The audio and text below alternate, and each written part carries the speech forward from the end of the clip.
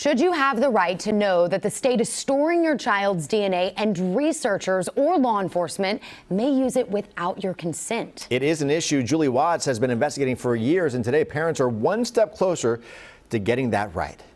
Most parents have no idea that California has been storing a DNA sample from every baby born here since the 80s.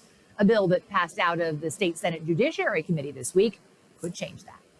We were opposed. It's been a hard-fought issue since we first started reporting on the state's newborn DNA biobank over a decade ago. CMA will go neutral with the amendments. But following a few amendments, To go neutral with the amendments. for the first time, We are prepared to move to a neutral position. the medical community removed their opposition to a newborn DNA privacy bill.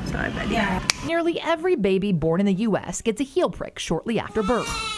Their newborn blood fills 6 spots on a special card used to test the baby for dozens of genetic disorders that, if treated early enough, could prevent severe disabilities, even death. The test itself is crucial and potentially life-saving, but it's what happens after that that has many concerned. You see, in California, the leftover blood spots become property of the state and may be purchased by researchers without your knowledge or consent. Public records we obtained in 2010 and 2018 revealed the blood spots were also used by law enforcement. We found at least 5 search warrants and 4 court orders for identified blood spots, and that was before the Golden State Killer case made genetic genealogy a common law enforcement tool. Since then, at least one more cold case was recently solved with the help of newborn blood spots. But when we asked the Department of Public Health for an updated list of research and law enforcement requests for the DNA, CDPH denied our request, telling us the agency is no longer tracking that information like it used to, so the state is not required to create a record telling us who has access to our children's DNA. Were you aware that the state was storing your child's DNA? No, Do you think you should have been aware? absolutely. In 2018, a statewide CBS News poll found 3/4 of new parents had no idea the state was storing their baby's leftover blood spots after the required genetic test was complete.